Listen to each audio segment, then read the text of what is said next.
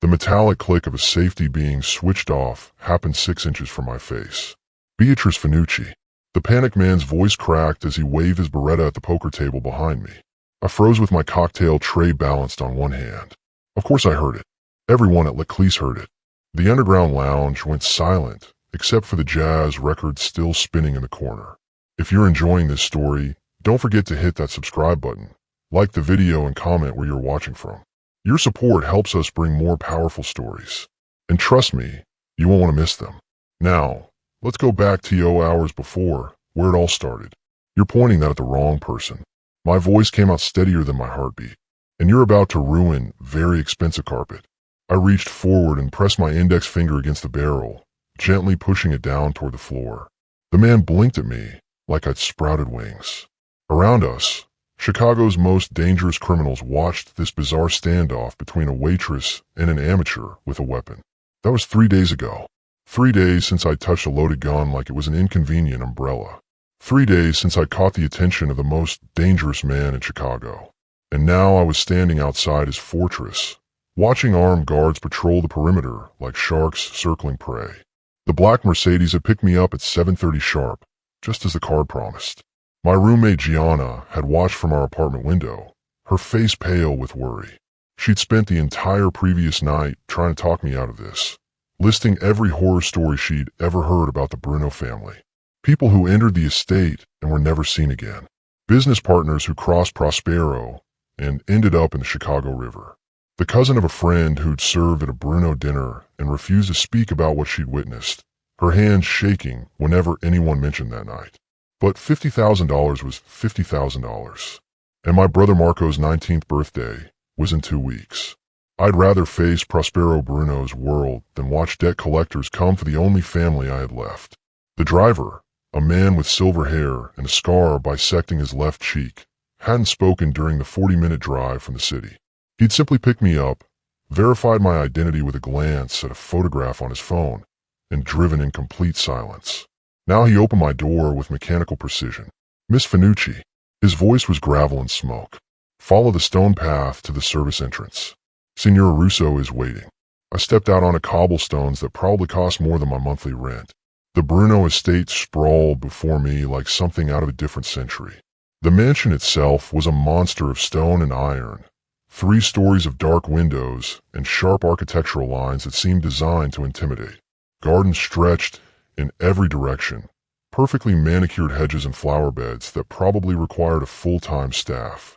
In the fading evening light, I could see the silhouettes of men in expensive suits positioned at strategic points around the property. Each one carried themselves with a kind of casual alertness that said they'd killed before and wouldn't hesitate to do it again. This wasn't a home. It was a fortress, and I was walking straight into it.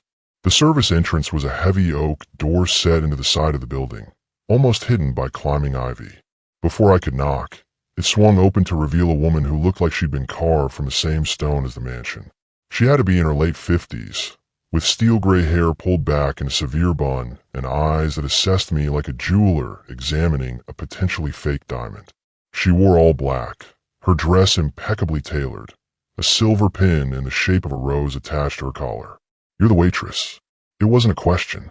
It was an accusation. "Beatrice Finucci." I met her stare without flinching. "You must be Signora Russo." Her expression didn't change, but something flickered in her eyes.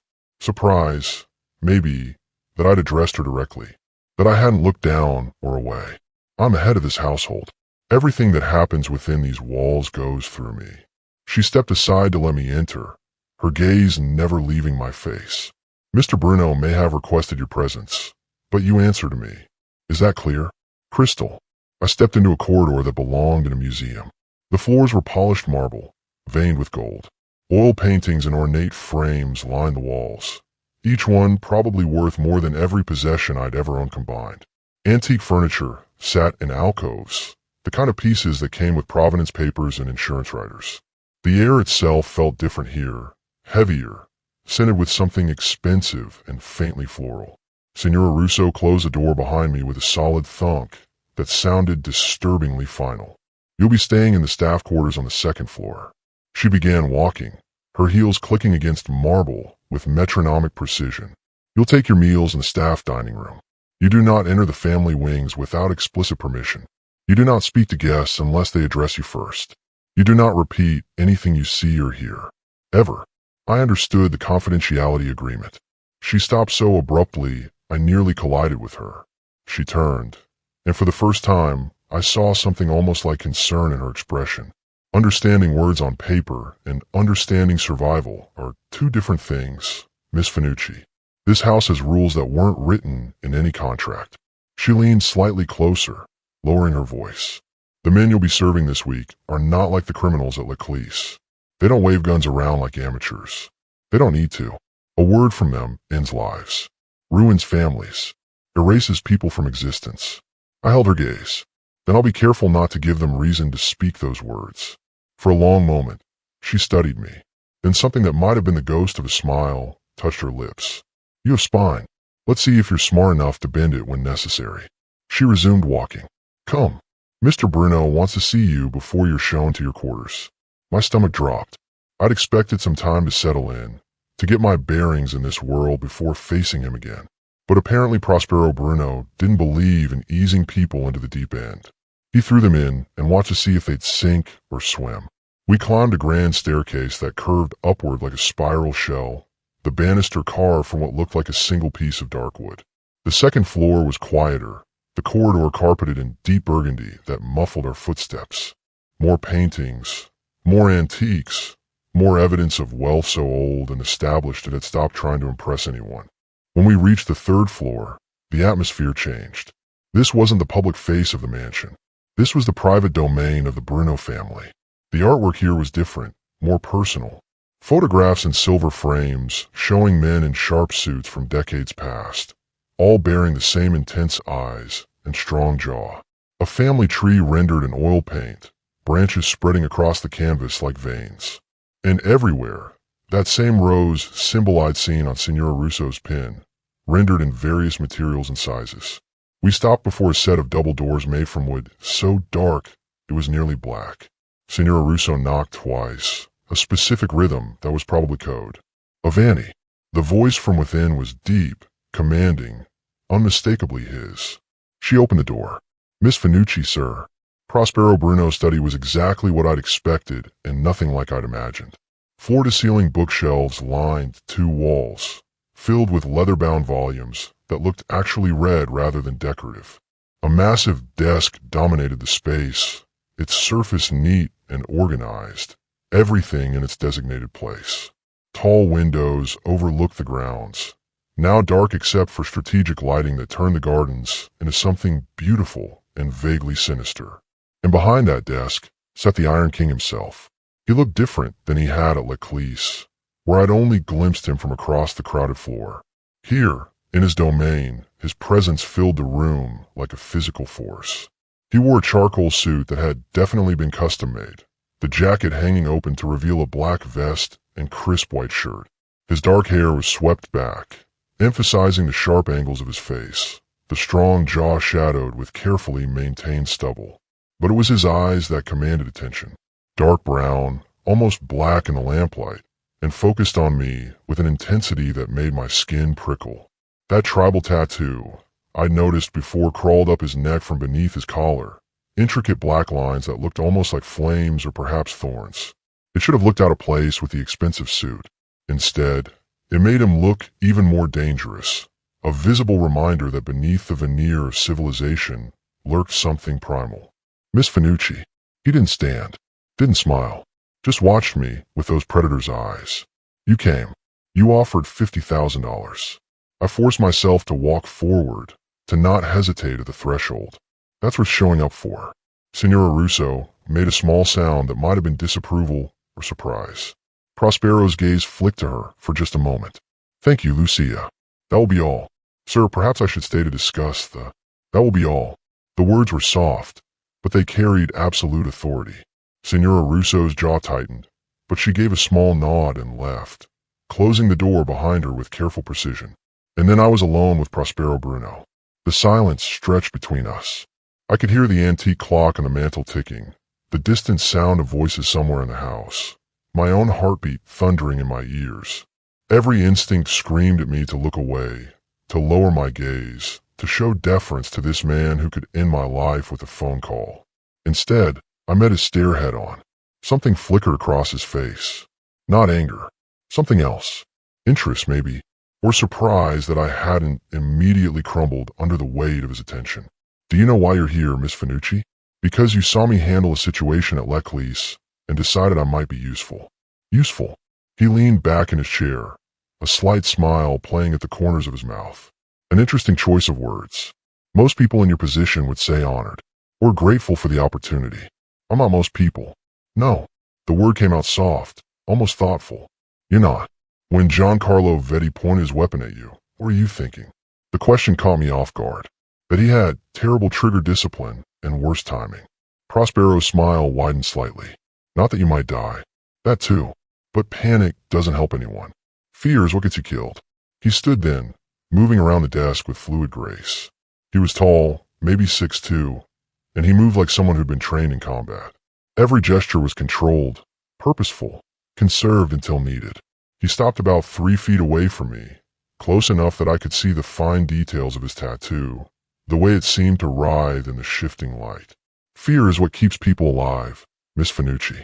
It's what tells them when they're in danger, when they should run. Then I guess I'm broken. The words came out before I could stop them, because I've never been very good at running. For a long moment, he just looked at me. Then he did something unexpected. He laughed. Not a big laugh, not loud but genuine. It transformed his face, made him look younger, almost human. Broken? Yes, I suppose you might be.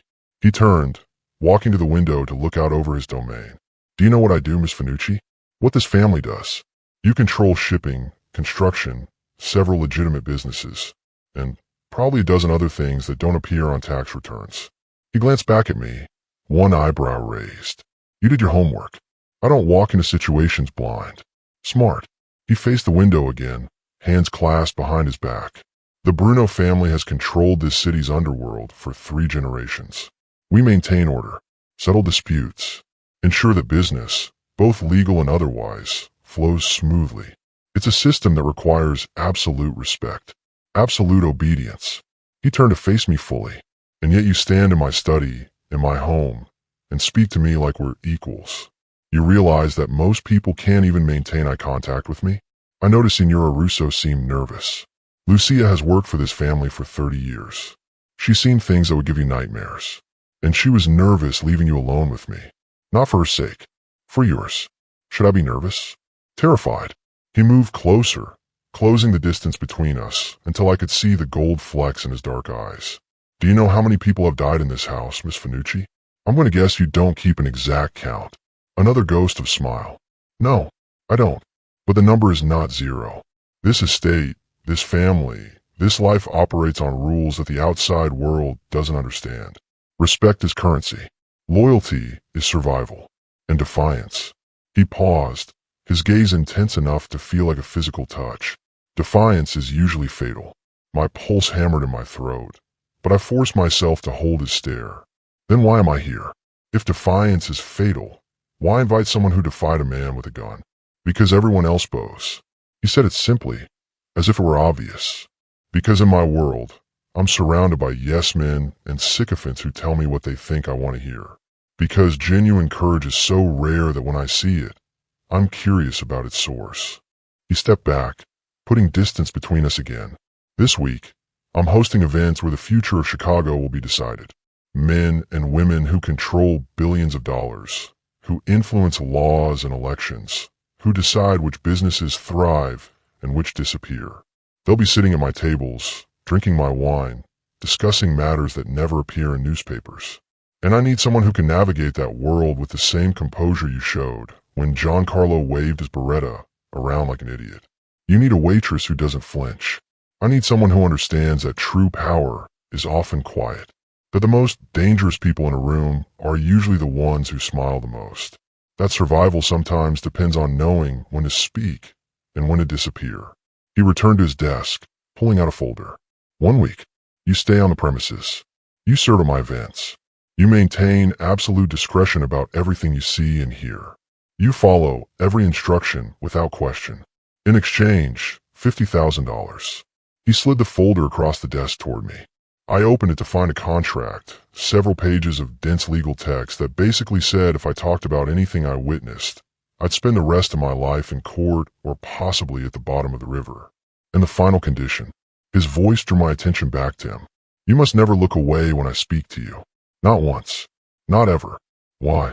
Because everyone else does. And I need to know if your fearlessness is real or just a performance you put on when the stakes are low. I stared at the contract and my name typed at the bottom waiting for a signature. This was insane. Dangerous. Probably the worst decision I could make. Gianna had begged me not to come. Even Signora Russo had tried to warn me. But Marco's face flashed in my mind. My baby brother, trying to hold his head high while drowning in debt that wasn't his to begin with. Our father's legacy, the blood money he'd borrowed from the wrong people and died before repaying. I picked up the pen lying on the desk and signed my name, Beatrice Finucci. Prospero took the contract, his fingers brushing mine for just a moment. The contact sent an electric jolt up my arm, something I immediately tried to ignore. Welcome to the Lion's Den, Miss Finucci. He pressed a button on his desk phone. Lucia, please show our new guest to her quarters and explain the house rules in detail. As Signora Russo appeared to escort me out, Prospero spoke once more. One more thing, Miss Finucci. I turned back to face him. He was watching me with that intense stare, his expression unreadable. In this house, there are predators and there is prey. The staff, no matter how valuable, is always prey. Remember that, and you might survive the week. The door closed behind me, and I followed Signora Russo down the corridor, my heart hammering against my ribs. I just signed away a week of my life to the most dangerous man in Chicago. I'd walked willingly into a den of predators who saw me as nothing more than prey. And the worst part, I couldn't shake the feeling that Prospero Bruno was right. I was broken, because despite every logical reason to be terrified, despite the warnings and the danger and the cold certainty that I'd just made a catastrophic mistake, a small part of me was exhilarated. I just looked the Iron King in the eyes and refused to bow. And somehow I was still breathing. My quarters turned out to be a converted servant's room on the second floor, small but surprisingly comfortable. A single bed with crisp white linens, a narrow wardrobe, a writing desk by the window that overlooked the East Gardens. Signora Russo had left me there with a curt reminder that breakfast was at 6, and my first assignment would be explained then. I barely slept. Every sound in the old mansion seemed amplified in the darkness. Footsteps in distant corridors. Voices speaking in rapid Italian. Once around 3 in the morning, a car engine starting somewhere on the grounds. I lay in that unfamiliar bed wondering what I'd gotten myself into, wondering if Marco would even get the money if something happened to me here. Morning came too quickly. I dressed in the black uniform that had been left in the wardrobe, pulled my hair back into a sleek ponytail, and made my way downstairs following the sounds of activity. The staff dining room was a study in hierarchy. The higher-ranking household members sat closest to the coffee service. Kitchen staff clustered at one end. Security personnel took their meals quickly and left. I found an empty seat near the middle and tried to make myself invisible. That lasted exactly 4 minutes. Miss Finucci, a man's voice, sharp and commanding. Mr. Bruno wants to see you in the morning room. Now, I looked up to find one of the security men I'd seen patrolling the grounds last night. His expression made it clear this wasn't a request. The morning room was on the first floor, a space filled with natural light from floor-to-ceiling windows. Prospero stood with his back to the door, dressed more casually than last night in dark slacks and a white shirt with the sleeves rolled to his elbows. The tattoo on his neck continued down his forearm. I realized intricate black patterns that disappeared beneath the fabric. He turned as I entered. Good morning, Miss Finucci. I hope you slept well. Well enough. Liar. He gestured to a silver coffee service on the sideboard. Pour yourself a cup. Then pour one for me. Black, no sugar. I moved to the sideboard, hyper-aware of his gaze following my every movement. The coffee was still hot, steam rising as I filled 2 porcelain cups that probably cost more than my weekly salary at Leclerc's. I handed him his cup, careful to keep my expression neutral. He took it without thanks, sipping while watching me over the rim. Now, throw it against the wall. I froze. Excuse me? The cup. Throw it against the wall. This is a test. Everything here is a test, Miss Finucci. His voice was calm, almost pleasant. The question is whether you'll pass. Throw the cup. I looked at the delicate porcelain in my hand, then at the pristine, cream-colored wall. No. His eyebrows rose slightly. No. You want to see if I'll destroy expensive property on command, if I'm obedient enough to do something pointless and destructive just because you told me to. I set my cup down on the sideboard with careful precision. The answer is no. If you want your wall decorated with coffee stains and broken china, do it yourself. The silence that followed felt dangerous. Prospero set his own cup down slowly, his movements deliberate. Then he walked toward me, closing the distance until he stood close enough that I could smell his cologne, something expensive and woody. You just refused a direct order from me. In my own house. I did. Do you have any idea what I do to people who refuse me?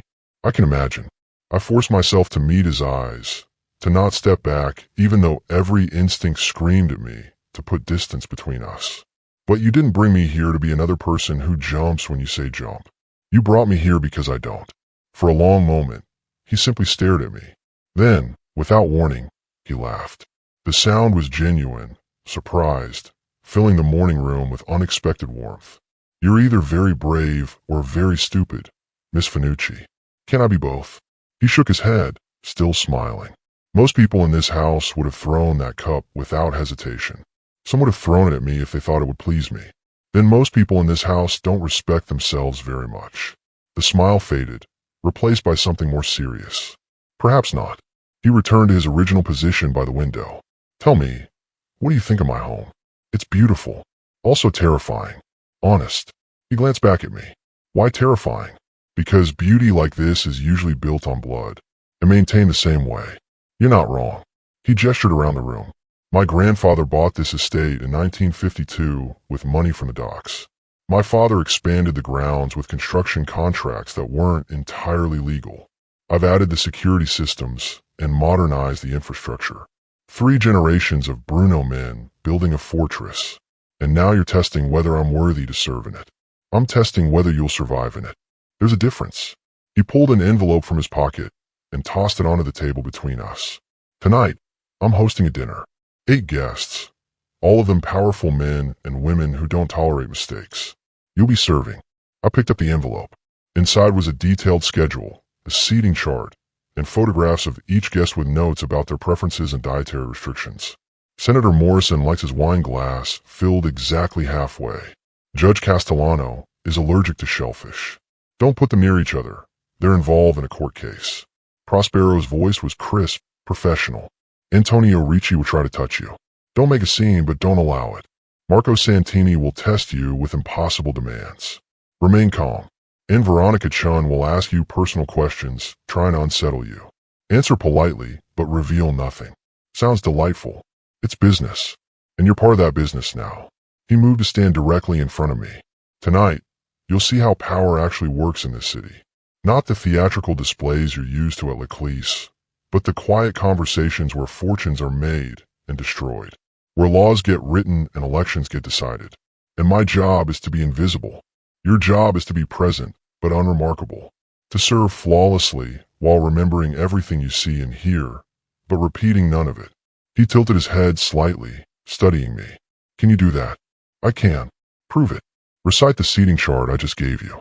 I glanced down at the paper I was still holding, scanning the arrangement quickly, then looked back up at him. Senator Morrison at the head of the table to your right. Judge Castellano opposite him. Antonio Ricci and his wife Gabriella on the right side, second and third seats. Marco Santini alone on the left side, first seat. Veronica Chun and her partner David Wu second and third on the left. That leaves the foot of the table open, which means you're expecting someone else who hasn't confirmed. Prospero's expression remained neutral, but something flickered in his eyes. Impressive. I have a good memory. It's kept me alive this long. Memory isn't enough in this world, Miss Finucci. You also need judgment, the ability to read situations and people, to know when to speak and when silence is the only safe option. He reached out and plucked the paper from my hands. Tonight will determine if you have those skills. And if I don't, then this will be a very short week for you. He walked to the door, then paused with his hand on the frame. One more thing. This afternoon, I need you to deliver a message to my brother. He's in the East Wing, probably in the library. Tell him dinner is at 8 and I expect him to be presentable. Your brother? Dante. You'll know him when you see him. We share the same unfortunate genetics. Prospero's tone carried something I couldn't quite identify. Affection, maybe, mixed with exasperation. Don't let him charm you. He's better at it than I am. After he left, I stood alone in the morning room holding an envelope full of information about people who could destroy my life with a phone call. The morning sunlight streaming through the windows felt almost mocking in its cheerfulness, illuminating a beautiful prison where I'd voluntarily locked myself. I thought about that moment last night when Prospero had asked me about fear, whether I'd been afraid when Giancarlo pointed his gun at me. I told him the truth then. I'd been terrified, but I'd learned a long time ago that being afraid and being controlled by fear were two different things. My father had taught me that, in his own twisted way. He'd been afraid of the men he owed money to, afraid of losing everything, afraid of being seen as weak. And that fear had consumed him, made him desperate and reckless, until it killed him. I refused to die the same way. So when Prospero Bruno tested me with impossible demands and veiled threats, when he stood close enough to make my pulse race and waited for me to break, I did the only thing I knew how to do. I met his gaze and didn't look away. Because in this den of predators, the moment you showed weakness was the moment you became prey. And I'd survived too much to let that happen now. I picked up the coffee cup I'd refused to throw and took a long sip. It had gone lukewarm, bitter on my tongue. Then I left the morning room to find Prospero's brother and deliver a message that would probably complicate my life even further. The Iron King wanted to test my resolve. Fine, let him test. I'd been forged in fires he couldn't imagine, shaped by losses he'd never understand. He thought he could break me with demands and intimidation, with proximity and power plays. He was welcome to try, but something told me that by the end of this week, Prospero Bruno would learn the same lesson that gun-waving amateur at Leclerc had learned. Beatrice Finucci didn't break. She didn't bow, and she sure as hell didn't throw coffee cups on command, no matter who was giving the orders. By 8 o'clock that evening, I'd memorized every detail Prospero had given me about his guests. I stood in the formal dining room, watching the final preparations, my reflection ghostly in the polished mahogany table that could seat 20, but tonight would host only 9. Crystal chandeliers cast prismatic light across silver play settings that probably had their own insurance policies. The room smelled of expensive wine, fresh flowers, and something else underneath it all. Danger, maybe, or just old money and older secrets. Signora Russo swept through doing a final inspection, her sharp eyes catching every microscopic flaw. She straightened a fork that looked perfectly aligned to me, adjusted a wine glass by a millimeter, then turned that assessing gaze on me. Remember, you are invisible unless needed. You do not speak unless spoken to. You do not react to anything you hear. Her voice dropped lower. And Miss Finucci, these people are not like the criminals at Leclerc. They wear better suits, but they're infinitely more dangerous. I've been warned. Good. Because Mr. Bruno doesn't tolerate mistakes. She glanced toward the doorway where voices echoed from the entrance hall. They're arriving. The guests came in a carefully orchestrated sequence. Senator Morrison first, a silver-haired man with a politician's smile and shark's eyes. Judge Castellano arrived alone, a woman in her 60s who moved with the careful precision of someone who'd made a career of measured decisions. Antonio Ricci and his wife Gabriella were next, dripping with jewelry that announced their wealth before they even spoke. I served wine as they mingled in the adjacent sitting room, keeping my face neutral while my ears caught fragments of conversation. A construction contract in the South Side, a zoning variance that needed approval, names mentioned in tones that suggested futures being decided. Prospero presided over it all like a conductor leading an orchestra, his presence magnetic even when he wasn't speaking. He'd changed into a midnight blue suit that made his dark eyes even more intense, that tribal tattoo just visible above his collar. When his gaze found me across the room, something passed between us. A reminder, maybe, or a challenge. Don't disappoint me, his look seemed to say. I lifted my chin slightly. I don't plan to. Marco Santini arrived fashionably late, making an entrance that suggested he enjoyed being the center of attention. Veronica Chun and David Wu came last, and I immediately understood why Prospero had warned me about her. She assessed everyone in the room with the cold calculation of a predator evaluating prey, her gaze lingering on me longer than necessary. When we finally moved to the dining room, I took my position near the sideboard where I could monitor all the guests. The ninth chair remained empty. Whoever Prospero had been expecting hadn't confirmed. The dinner started smoothly. I served the first course, a delicate seafood preparation that Judge Castellano appreciated with a small nod. Senator Morrison launched into a story about his recent trip to Washington, and I poured wine with mechanical precision while mentally cataloging every word, every gesture, every shift in dynamics around the table. Then I noticed a server I didn't recognize. He stood near the kitchen entrance, dressed in the same black uniform as the other staff, holding a silver tray. But something about him was wrong. His posture too rigid, his eyes scanning the room with too much focus, and his right hand kept drifting toward his jacket pocket in a movement that made my instinct scream. I'd seen that gesture before. At Leclerc's, right before Giancarlo pulled his Beretta. My heart hammered against my ribs. I couldn't make a scene, couldn't shout a warning without potentially triggering exactly what I feared. So I did the only thing I could think of. I walked directly toward him. "Excuse me." My voice was pleasant, professional, carrying just far enough. "Chef needs you in the kitchen immediately. Issue with the main course." The man's eyes snapped to me, and I saw it. The cold calculation of someone who'd been interrupted mid-mission. His hand moved fractionally closer to his pocket. "Now please." I stepped closer, deliberately blocking his line of sight to Prospero's seat. "It's urgent." For a heartbeat, I thought he'd refuse. Thought he'd pull whatever weapon he had and end this before I could stop it. But the other staff were watching now, and causing a scene would blow his cover as effectively as mine. He gave a tight nod and turned toward the kitchen. I followed close behind, my pulse thundering in my ears. The moment we passed through the kitchen doors into the service corridor beyond, I grabbed a heavy copper pan from the prep station and swung it with every ounce of strength I had. The impact against his skull made a sound I'd probably hear in nightmares. He crumpled, and the gun he'd been reaching for clattered across the floor. A Glock 19 with a suppressor already attached. I stood there breathing hard, the pan still in my hands, staring at the unconscious assassin at my feet. Then the kitchen door burst open and two of Prospero's security men rushed in, weapons drawn. One of them immediately secured the fallen man, while the other spoke rapidly into a radio. Within seconds, the corridor filled with armed personnel, and then Prospero himself appeared, his expression thunderous. His gaze swept the scene. The unconscious man, the gun on the floor, me standing there with a copper pan, like some demented housewife. For a long moment, nobody spoke. Then Prospero looked at me, really looked at me, and I saw something shift in those dark eyes. "How did you know?" I found my voice, surprised it came out steady. Wrong posture, wrong focus. He kept reaching for his pocket like he was checking something. "I've seen that movement before." "So you hit him with a pan." It was handy. One of the security men had crouched down to check the assassin's pockets.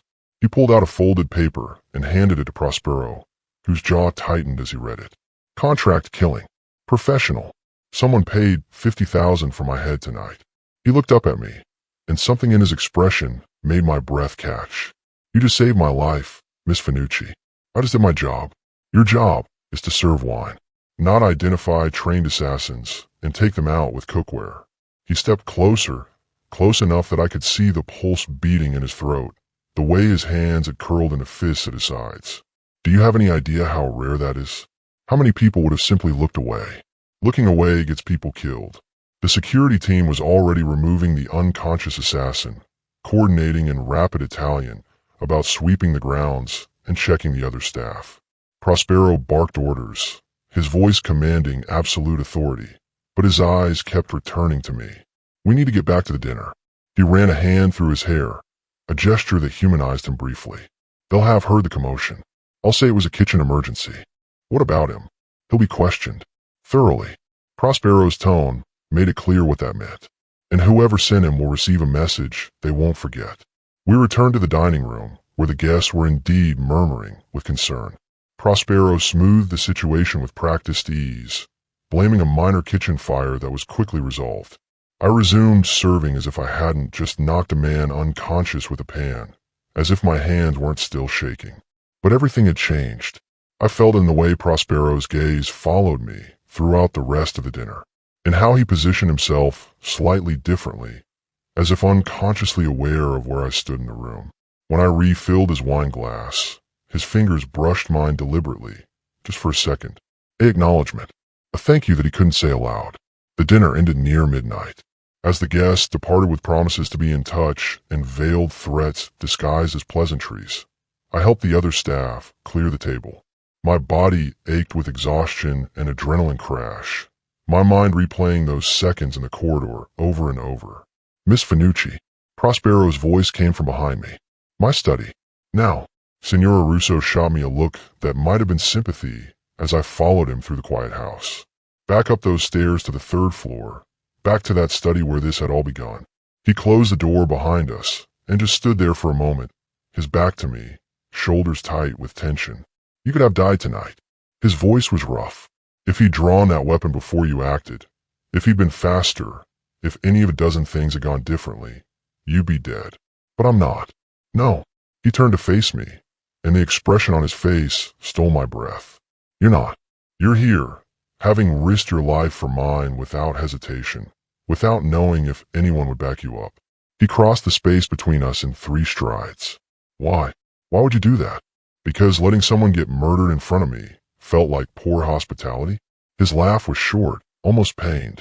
Even now, you can't just give a straight answer. Fine. Straight answer? I met his eyes, refusing to look away. Because despite being an arrogant mafia boss who tests people with coffee cups and surrounds himself with predators, you didn't deserve to die tonight. And because I don't let people die when I can stop it. For a long moment, he simply stared at me. Then he did something I didn't expect. He reached out and took my hand, turning it palm up to examine the red mark where the pan handle had bit into my skin. You're gonna have a bruise. I've had worse. I know. His thumb brushed across the mark, gentle despite the calluses on his hand. Your file says your father died 3 years ago. Suspected mob hit, though it was ruled a mugging. That you've been working in underground establishments ever since, putting yourself in danger to pay off his debts. You investigated me. Of course I did. But the file didn't mention that you're either fearless or suicidal. I haven't decided which. Can I be both? He smiled then, real and warm, transforming his face. There it is again. That answer. He released my hand, but didn't step back. Thank you, Beatrice, for saving my life, for not looking away when any sane person would have. Thank you for not being dead. The laugh that escaped him sounded surprised, almost relieved. You are extraordinary. You know that? I'm really not. I'm just a waitress who hits people with pans when necessary. No. His voice went serious. You're the woman who looked an assassin in the eye and didn't flinch. Who protected someone she barely knows at great personal risk. That's not ordinary. That's rare. He stepped back finally, creating distance, but something had fundamentally shifted between us. Some wall had cracked, letting light through. Get some rest, Miss Finucci. Tomorrow will bring its own challenges. As I left his study, my hand still tingling from his touch, I realized something that should have terrified me, but instead felt inevitable. I just cemented a bond with the Iron King himself. Save his life. Earn not just his respect, but something deeper. Something that felt dangerous in entirely different ways than assassins and loaded guns. And I had 4 more days in this house. 4 more days walking the line between predator and prey, between defiance and survival. 4 more days to figure out if Prospero Bruno was my salvation or my destruction. Maybe both. I didn't sleep that night. Every time I closed my eyes, I saw the assassin reaching for his weapon, heard the sickening thud of copper against skull, felt Prospero's thumb brushing across the mark on my palm. When dawn finally broke over the estate, I was already dressed and standing in my window watching the grounds come alive with increased security patrols. The knock on my door came at 7. Miss Finucci. It was one of the younger staff members, a girl named Sophia who couldn't be more than 19. Mr. Bruno requests your presence in the East Garden. He's waiting by the fountain. The East Garden turned out to be a sprawling section of the grounds that looked like something from a European palace. Manicured hedges formed elaborate patterns. Stone paths wound between flower beds that probably required a team of gardeners. And at the center of it all stood a marble fountain depicting some mythological scene I couldn't quite identify. Prospero stood with his back to me, staring at the water. He'd abandoned the formal attire from last night, wearing dark jeans and a black t-shirt that revealed the full extent of the tattoos I'd only glimpsed before. They covered both arms from shoulder to wrist, intricate patterns that seemed to tell a story in ink and skin. You came. He didn't turn around. You summoned. I requested. There's a difference. He finally faced me, and I was struck by how different he looked in daylight. Less the Iron King and more just a man who carried too much weight on his shoulders. Thank you for coming. Did I have a choice? Always. That's what makes you dangerous. He gestured to a stone bench near the fountain. Sit, please. I sat, and after a moment he joined me, maintaining a careful distance. The morning air was cool, carrying the scent of roses and something earthier underneath. I couldn't sleep last night. His voice was quieter than I'd ever heard it. Kept thinking about how close it came. How if you hadn't noticed him, I'd be dead and whoever orchestrated this would be celebrating. Do you know who sent him? We're working on it. The man woke up around 4 this morning. He's been very forthcoming once we explained his options. Prospero's tone suggested those options hadn't been pleasant. But that's not why I asked you here. Then why? Because I owe you more than gratitude. I owe you truth. He leaned forward, elbows on his knees, hands clasped. You saved my life, Beatrice. That creates a debt, and in my world, debts matter. I don't want anything. I know. That's part of what makes this complicated. He straightened, his gaze moving to the fountain. Do you know the story of this estate? How the Bruno family came to power? Only what I've heard. Rumors, mostly. Let me tell you the truth. He rolled up his left sleeve further, revealing more of the tattoo work. See these? Each one represents something. Someone. A piece of the family history written on skin because some things shouldn't be forgotten. The tattoos were even more intricate up close. Roses intertwined with thorns. Names in elegant script. Dates. Symbols I didn't recognize. And underneath it all, what looked like flames or perhaps wings. My grandfather, Salvatore Bruno, came to Chicago from Sicily in 1947. He had nothing. No money, no connections, just a name and a willingness to do what others wouldn't. He started at the docks, working legitimate jobs until he saw how things really operated. Who controlled what? Where the power actually lived. Prospero's finger traced one of the roses on his forearm. He made alliances, built relationships, and yes, he killed men who stood in his way. By 1952, he bought this estate with blood money and called it legitimate. This fountain we're sitting beside, Salvatore had it commissioned the same year. He ordered the execution of 3 rival bosses. Beauty and brutality, always together. Why are you telling me this? Because you need to understand what you've stepped into. What saving my life means. He met my eyes. My father, Antonio, inherited the business when Salvatore died in 1979. Murdered in this very garden, actually. Shot twice in the back by someone he considered a friend. The dates on his arm. Those are every Bruno who died violently. Every family member we lost to this life. He pointed to different sections of the tattoo. My uncle Marco, killed in a territory dispute. My cousin Lucia, caught in crossfire meant for someone else. My mother, Juliana. He paused, his jaw tightening. She died when I was 16. Cancer, officially. But the stress of this life killed her as surely as any bullet. I'm sorry. Don't be. She knew what she married into. Just like my father knew the risks. He died 3 years ago, same year as your father. Heart attack at his desk, though the autopsy showed enough stress hormones in his system to kill a horse. He pointed to a particularly elaborate design near his shoulder. This one's for him. The weight of it settled over me. All these deaths, all this violence, carried on his skin like a testament. And you, I said quietly, where's your mark? He gave a bitter laugh. I'm still alive, aren't I? Though last night was a close call. He rolled his sleeve back down. When I die, Dante will add my name to his arm. That's the tradition. The living carry the dead. That's a heavy burden. You have no idea. He stood, walking to the fountain's edge, trailing his fingers through the water. Do you know what the worst part is? I never wanted this. Any of it. The confession hung in the air between us. When I was young, I wanted to be an architect. Wanted to design buildings. Create something lasting and beautiful that wasn't built on violence. I had a scholarship to MIT. Full ride. Was supposed to leave the week after I graduated high school. What happened? My father happened, and the Castellini family, in a territory war that required every available body. He turned to face me, and the vulnerability in his expression nearly broke something in my chest. My father said duty comes before dreams, that the family needed me more than I needed some fancy education. So I stayed, learned the business, became what they needed me to be, the Iron King, a cage made of expectations and blood. He returned to the bench, sitting closer this time. I tell myself I'm protecting something, maintaining order, keeping the family legacy alive. But some nights I look around this estate, at these walls and gardens bought with other people's suffering, and I wonder if I'm any different from the men my grandfather killed to get here. You are. How do you know? Because you question it. Because you stand in a garden named after a language of flowers and know every person you've lost.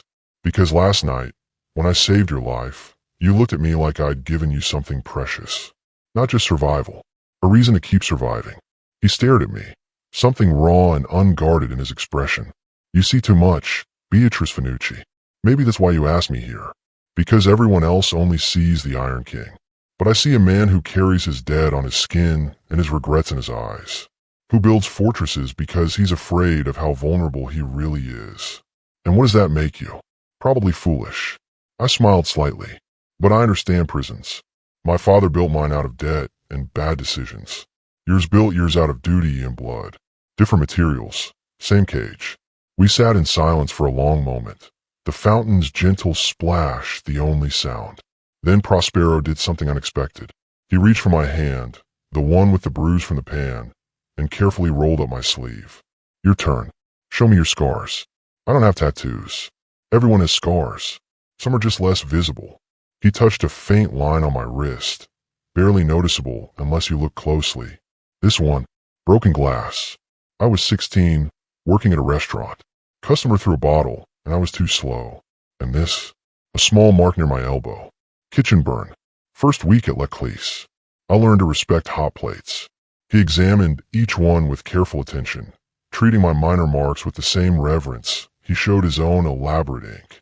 When he spoke again, his voice was soft. We're both prisoners, aren't we? You to your father's debts, me to my family's legacy. Both of us doing whatever it takes to survive in worlds we didn't choose. At least you have a nice prison. Do I? He gestured around the garden.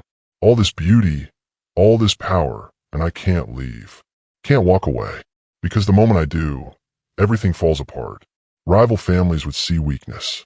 Internal factions would war for control. People I'm responsible for would die. So you stay. So I stay. He released my hand, but didn't pull away. Trapped by duty, by history, by ink on my skin that reminds me every morning what leaving would cost. I looked at him, really looked at him, seeing past the expensive clothes and commanding presence to the man underneath. The one who'd wanted to build things instead of break them.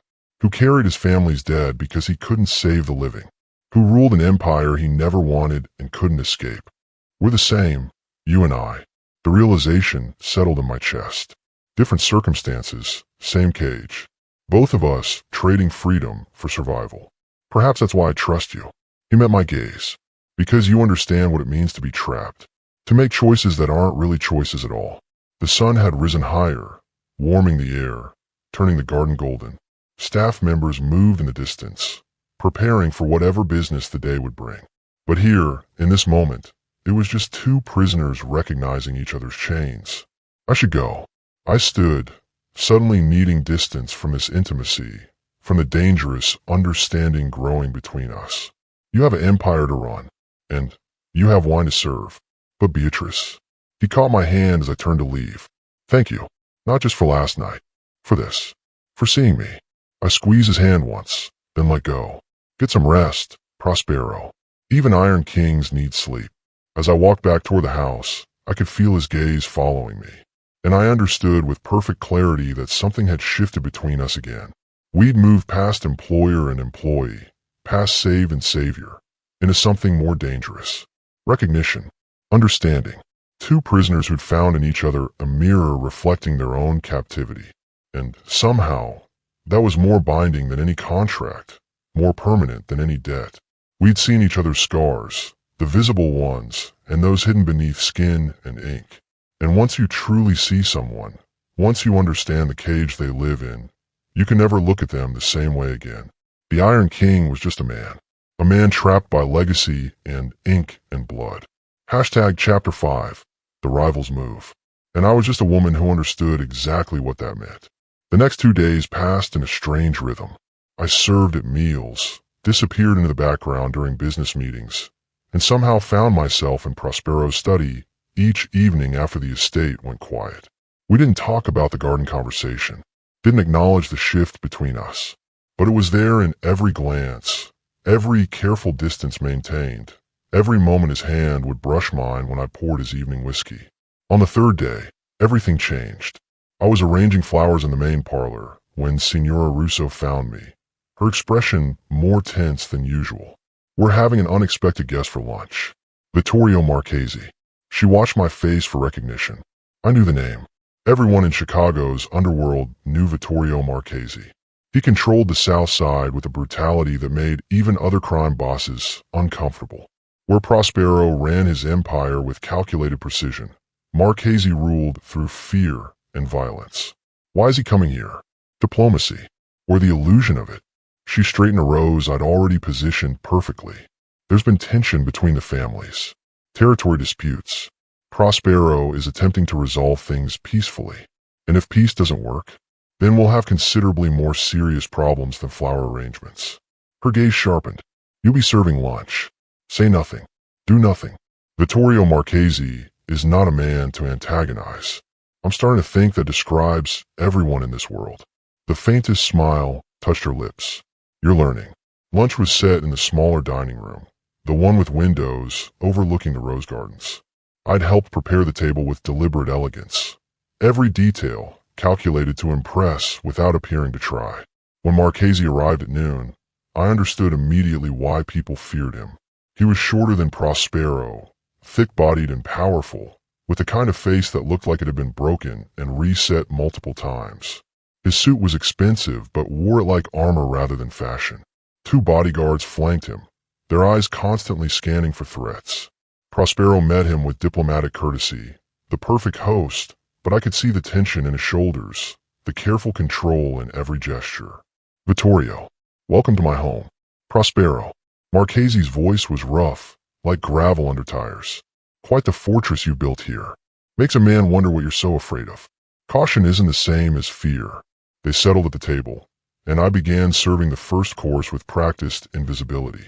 The conversation started cordially enough, discussing mutual interests and shared concerns. But underneath the pleasantries, I could feel the current of hostility. I was refilling wine glasses when Marchesi's gaze landed on me for the first time. Really landed, in a way that made my skin crawl. Who's this? He didn't address me directly, speaking to Prospero as if I were furniture. New acquisition. She's staff. Prospero's tone carried a warning that Marchesi either didn't hear or chose to ignore. Pretty thing. Marchesi leaned back in his chair, studying me with undisguised assessment.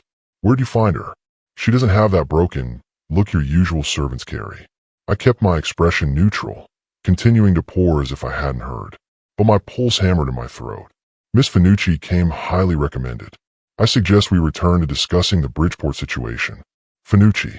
Marchesi rolled the name around like he was tasting it. Italian family. You don't look it, sweetheart. Were you some kind of exotic mix? My hand tightened on the wine bottle. Prospero's jaw clenched so hard I could see the muscle jumping. Vittorio, this conversation is inappropriate. Is it? Marchesi's smile was ugly. I'm just admiring your taste and help.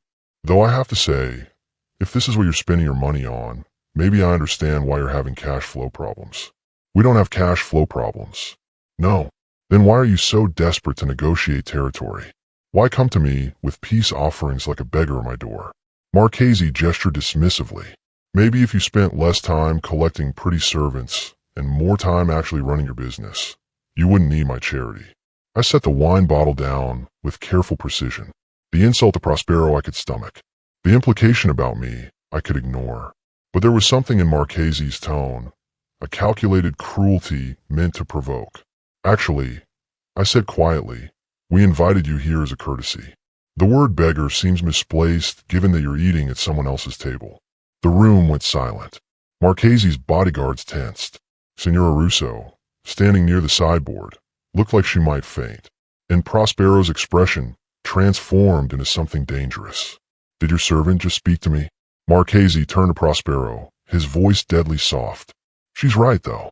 Prospero stood slowly, his movements controlled but radiating violence. "You came here because I extended an invitation, because I'm trying to prevent bloodshed. But maybe that was a mistake. Maybe it was." Marchese rose as well. "Maybe I should take my business elsewhere. Maybe I should also take that smart-mouthed little whore with me and teach her proper respect." The words had barely left his mouth when Prospero moved. He crossed the space between them in 2 strides and grabbed Marchese by the throat, slamming him against the wall hard enough to rattle the paintings. "Say that again." Prospero's voice was deadly quiet. "Please, give me an excuse." Marchese's bodyguards drew their weapons, but Prospero's security materialized from nowhere, guns trained on them in a Mexican standoff. I stood frozen, the wine bottle still in my hand, watching this diplomatic lunch devolve into potential massacre. "You want to insult me? Fine." Prospero's grip tightened. "Question my business decisions. Your prerogative. But you speak about her with respect, or I will personally ensure that your body is found in pieces scattered across the south side." Prospero, he can't breathe. Good. For a long moment, nobody moved. Then Prospero released Marchese, who stumbled back gasping. "Get out of my house." Prospero's tone was ice. "And understand this, Vittorio. The territory dispute? Consider it over. I'm taking Bridgeport, the docks, and the construction contracts you wanted. Not through negotiation. Through force. You just declared war." Marchese straightened his collar, his face purple with rage. "You'll regret this." "No, I really won't. The door is that way." After Marchese and his men left, the dining room remained tense. Prospero stood by the window, his back rigid, hands clenched at his sides. The other staff quietly cleared the table and disappeared, but Signora Russo gestured for me to stay. When we were alone, Prospero finally turned. "Do you have any idea what you just did? I defended your honor, since apparently nobody else was going to mention that he was being incredibly disrespectful. Defended my..." He laughed, the sound sharp and slightly unhinged. "Beatrice, I just started a war because of you. You started a war because he insulted both of us, and you have a temper. I have control. I always have control." He crossed to me, his eyes blazing. "Except apparently when someone threatens you. Then I lose my mind and nearly strangle a rival boss in my own dining room. He called me a whore. I know what he called you." Prospero's hands gripped my shoulders. I heard it, and I saw red. Actual red, like something in me just snapped. "Do you understand how dangerous that is? How many years I've spent building control, building reputation, and you walk into my life and destroy it in 3 days. I didn't ask you to defend me. No, you just stood there looking fierce and beautiful while putting a crime boss in his place, and expected me to do nothing." He released me abruptly, running both hands through his hair. "I'm going to have to mobilize every resource I have. Call in favors, position soldiers, secure territory before Marchese can react. This is going to be bloody, Beatrice. People will die. Then maybe you shouldn't have insulted us." "Us?" He caught the word. "You said us. We're in this together now, aren't we? Whether we planned it or not." Prospero stared at me for a long moment, then pulled out his phone and began making calls. I listened as he spoke in rapid Italian, giving orders that would reshape Chicago's underworld. Positioning men, moving assets, preparing for war. All because someone had insulted me and he'd lost control. When he finally ended the last call, the sun was setting outside the windows, painting the room in shades of amber and blood. "You should leave the estate. Tonight. I'll pay you the full amount, but you need to be somewhere safe when this starts." "I'm not leaving." "Beatrice." "No." I met his gaze steadily. "You said we're in this together. You're going to send me away now because things are getting dangerous. They've been dangerous since the moment I walked through your door. This is different." "How?" "Because now instead of an assassin with a gun, we're facing an army." I made my choice, Prospero. I'm staying. He looked at me like I was either the bravest or most foolish person he'd ever met. Then he closed the distance between us and cupped my face in both hands, his thumbs brushing my cheekbones. "You terrify me. You know that. You walk into danger without hesitation. You challenge men who could kill you without thought, and you look at me like I'm something other than a monster. You're not a monster. I'm about to burn half the city down because someone insulted you. What does that make me? Human. Imperfect. And maybe a little bit mine. The words hung between us, dangerous and electric. Then Prospero pressed his forehead to mine, his eyes closing. If anything happens to you in this war, if Marchese or his men touch one hair on your head, there won't be a south side left. Do you understand? I will raze it to the ground. Then I guess I better stay alive. His laugh was soft, almost broken. You guess you better. When he finally released me, stepping back to re-establish the careful distance, something had fundamentally changed again. Not just understanding now, not just recognition. Something deeper, more binding. We'd crossed another line, and neither of us was sure if we'd survive the consequences. The estate transformed overnight into something resembling a military compound. Armed men appeared at every entrance. Security patrols doubled, then tripled. I watched from my window as black SUVs arrived and departed at all hours, carrying men in expensive suits with hard eyes and harder reputations. Prospero was everywhere and nowhere, orchestrating a war from his study while simultaneously maintaining the appearance of calm control. I barely saw him for the next day and a half, catching only glimpses as he moved through the house, surrounded by advisors and soldiers. When Signora Russo found me on the morning of my 5th day, her expression was troubled. Mr. Bruno wants to see you. His study. He says it's urgent. I climbed those familiar stairs with a knot of anxiety in my stomach. The door was open when I arrived. Prospero stood by his desk, but he wasn't alone. An older man I didn't recognize sat in one of the leather chairs, silver-haired and sharp-eyed, dressed in a suit that screamed old money. Miss Finucci. Prospero's voice was formal, controlled. Thank you for coming. This is Vincent Caruso, my father's former attorney and longtime family advisor. The older man studied me with interest that felt almost clinical. So this is the young woman who's turned Chicago upside down. I didn't turn anything upside down. I served wine and hid an assassin with a pan. Caruso's laugh was warm. I like her.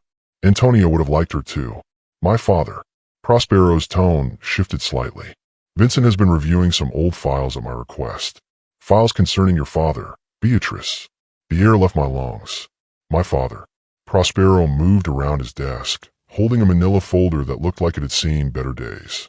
When you told me about the debt you're paying off, about why you work in places like Leclerc, I had Vincent pull the records. Your father was Giovanni Finucci, correct? Used to run a small import business on the west side? Yes. My voice came out smaller than I intended. He died 3 years ago, officially ruled a mugging, though you've always suspected it was related to money he owed. Prospero opened the folder. The story you were told is that he borrowed $50,000 from a loan shark connected to the Russo family. That when he died, the debt transferred to you and your brother.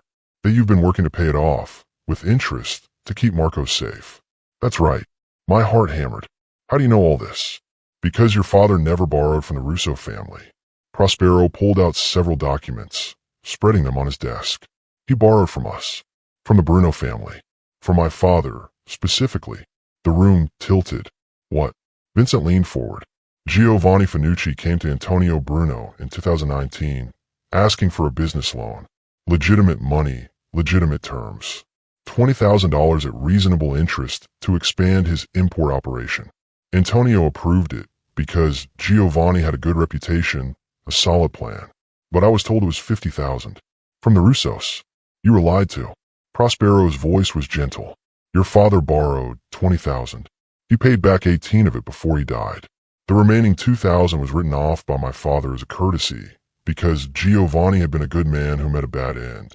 The wall seemed to close in. 2,000, not 50, not a blood debt hanging over Marco's head like a guillotine. 2,000 that had already been forgiven. I don't understand. Who told me it was 50? Who's been collecting payments? Prospero pulled out another document, this one more recent. Paolo Ricci, your manager at Leclerc. Paolo, the man who'd hired me, who'd sent me here, who'd been collecting money from my paychecks for 3 years. No, that doesn't make sense. It makes perfect sense if you're running a scam. Vincent's tone was matter of fact. Paolo has been telling you and your brother that you owe money you don't actually owe. Collecting payments, pocketing the cash. Classic operation. We estimate he's taken about $30,000 from you over the years. I sank into the nearest chair, my legs unable to support me. 3 years. 3 years of working dangerous jobs, taking risks, living in fear that one missed payment would mean Marco's life. And it was all a lie. Your father was a good man, Beatrice. Prospero crouched in front of me, bringing himself to eye level. He ran an honest business, borrowed money honorably, and paid it back responsibly. His death was a random act of violence, not a mob hit. No one was coming for Marco. No one except a con artist, taking advantage of your grief. Why are you telling me this now? Because you deserve the truth. And because when I make you this offer, I want you to make it freely, not out of fear. He stood, moving back to his desk. Paolo Ricci has been operating in my territory without permission, running scams that reflect poorly on legitimate business. That ends tonight. What are you going to do to him? Nothing he doesn't deserve. But that's not what I want to talk about. Prospero picked up another folder, this one new.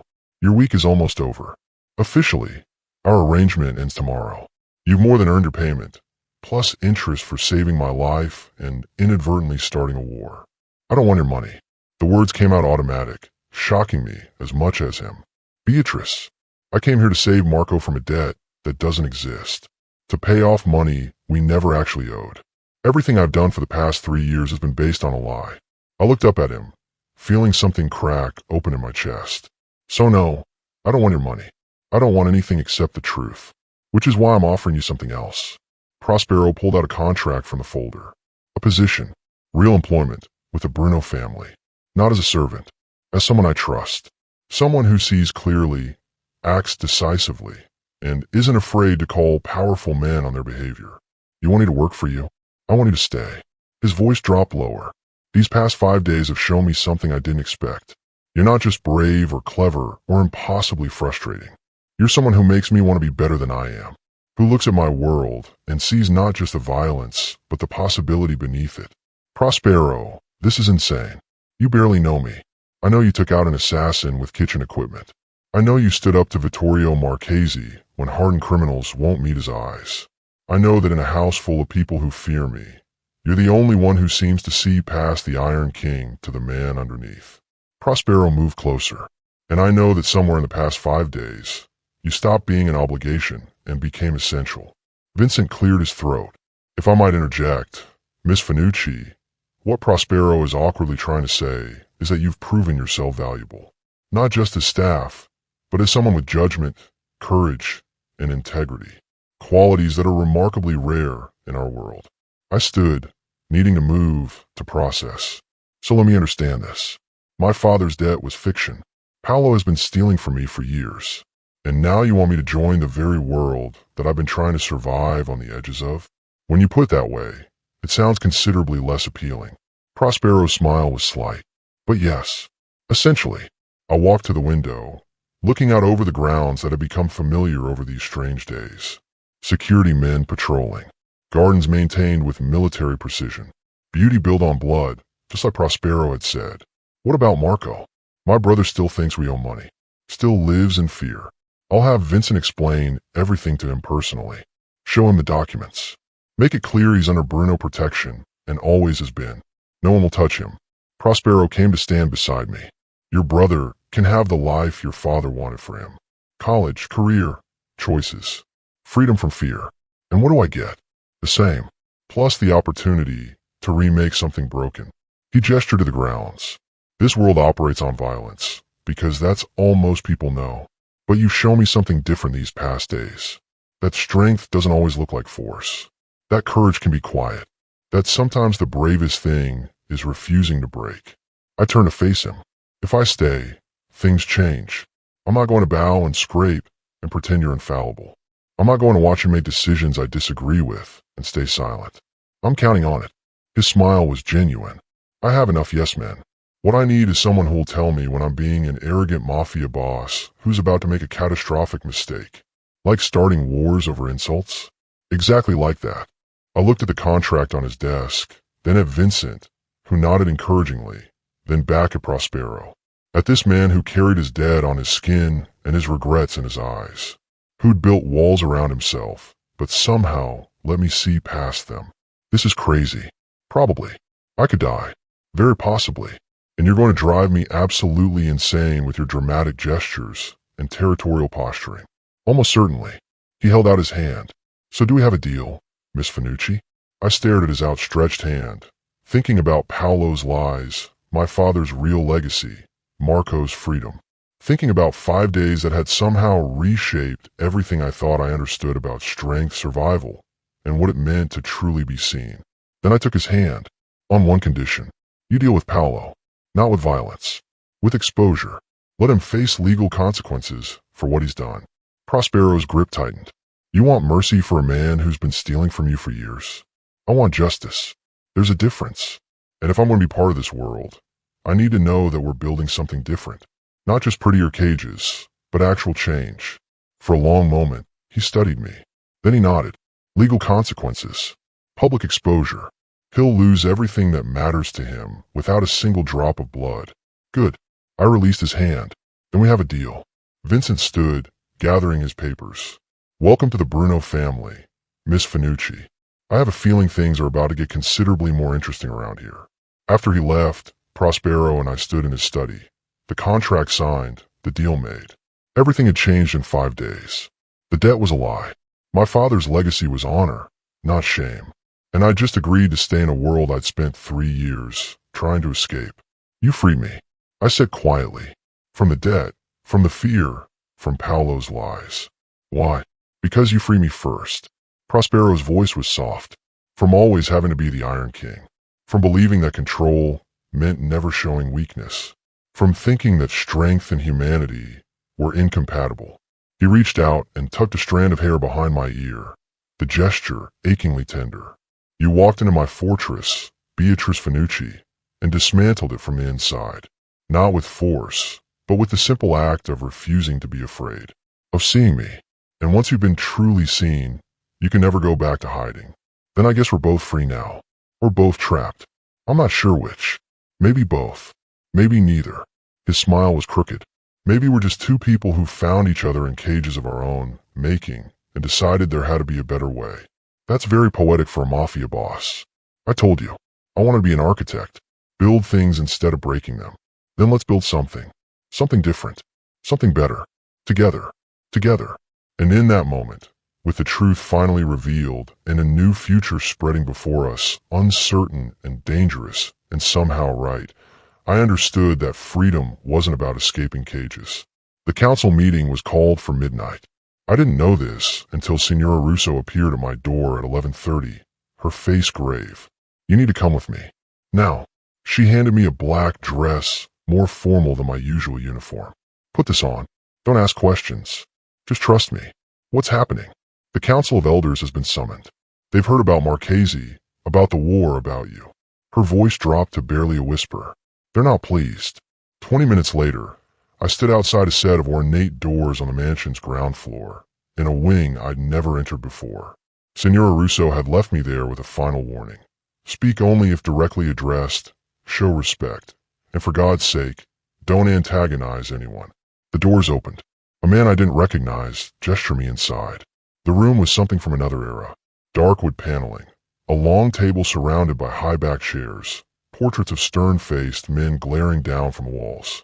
5 elderly men sat at the table, each one radiating authority that came from decades of power. At the head sat Prospero, his expression carved from stone, and at the far end, looking furious, was Dante Bruno. I met Prospero's brother briefly 2 days ago, charming and quick with a smile. He wasn't smiling now.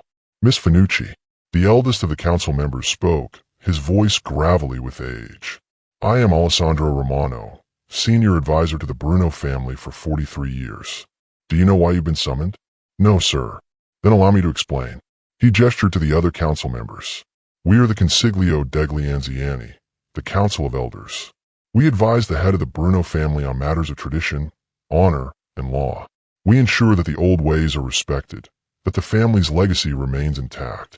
Another council member, thin as a blade with eyes like ice, leaned forward. 5 days ago, you entered this house as a servant. Today, we're told you've been offered a position within the family structure. That Prospero has declared war against the Marchese family in your defense. that you've been given access to sensitive information and operations. Councilman Vega speaks the truth. A third elder, younger than the others but still gray at the temples, tapped the table. This is unprecedented. Outsiders, especially women, especially those with no family connections, do not simply join our organization. There are rules, protocols, blood oaths. I remained silent, remembering Senora Russo's advice, but my gaze found Prospero's across the table. His expression revealed nothing.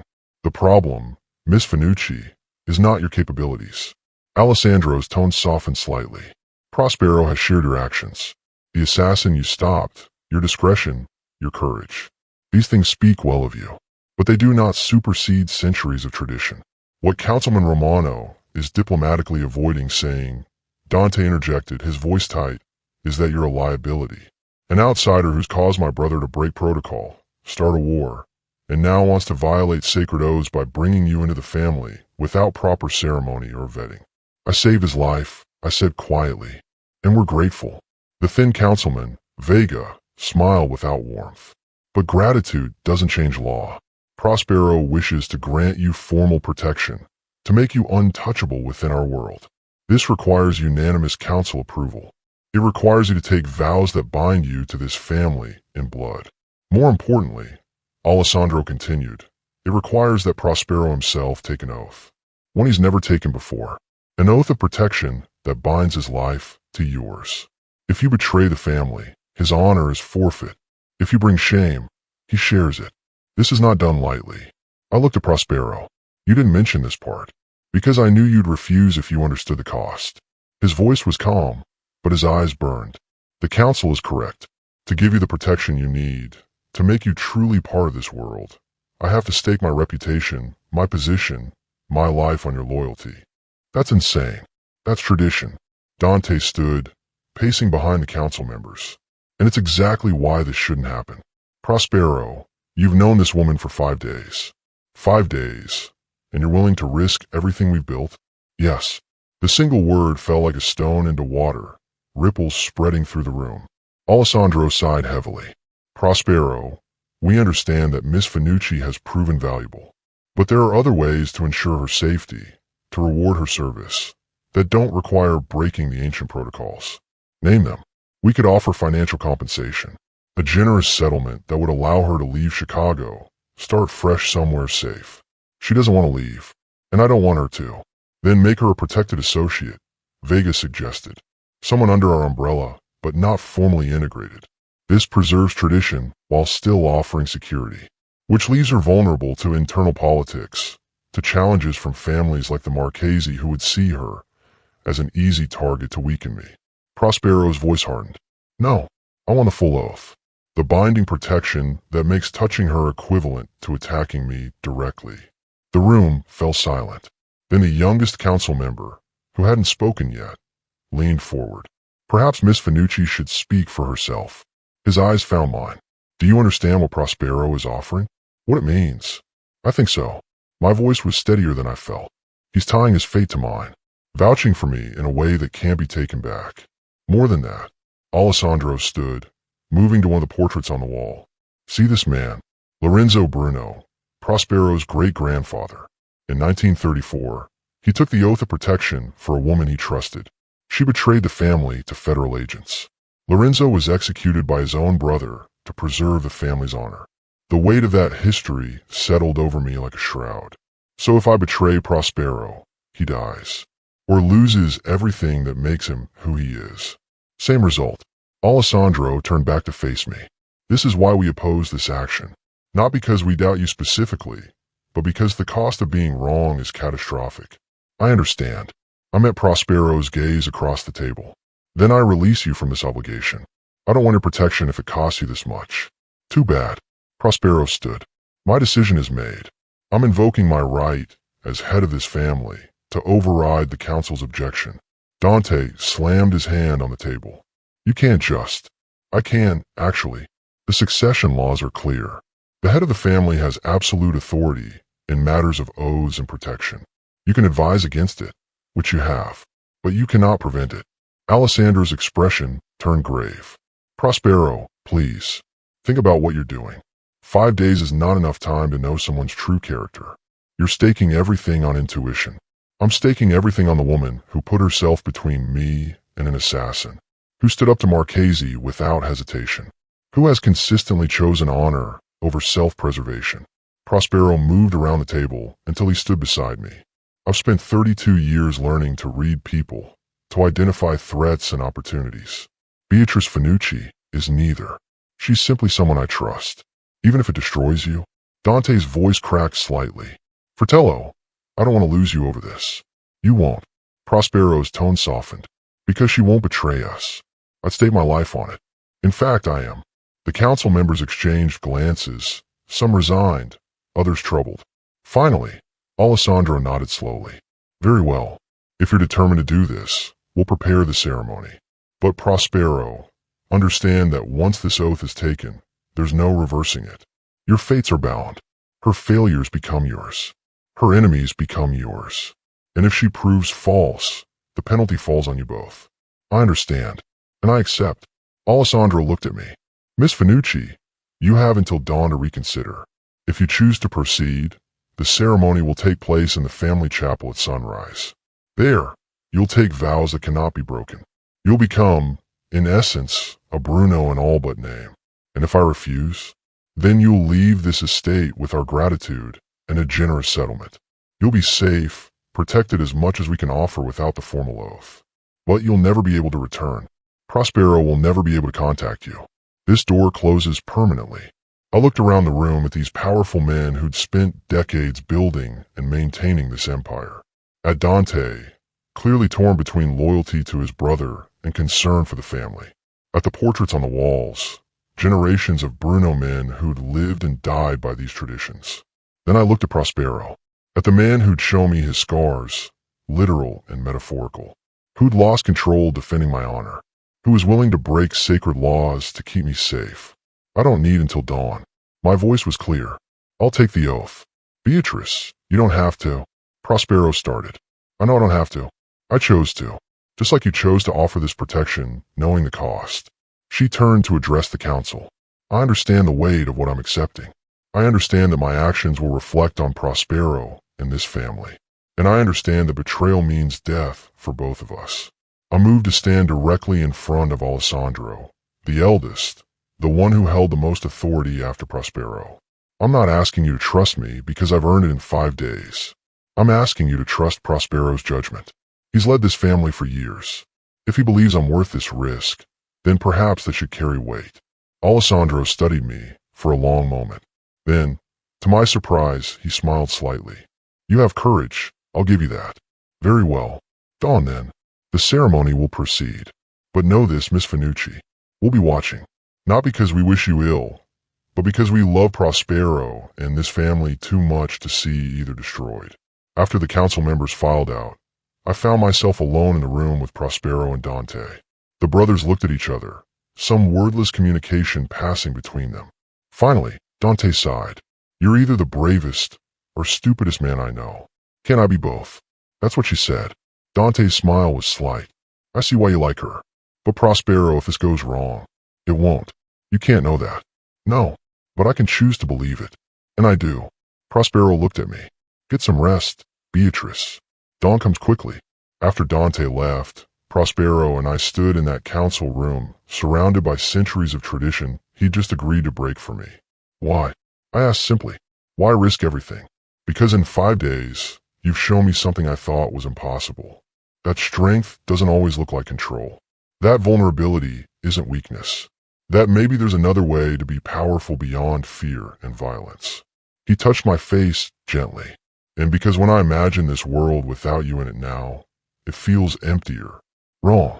I'm not worth destroying yourself over. Then it's good I don't plan on being destroyed. His smile was crooked. I plan on us both surviving this. Together. Building something better. Just like you said. Together. I echoed.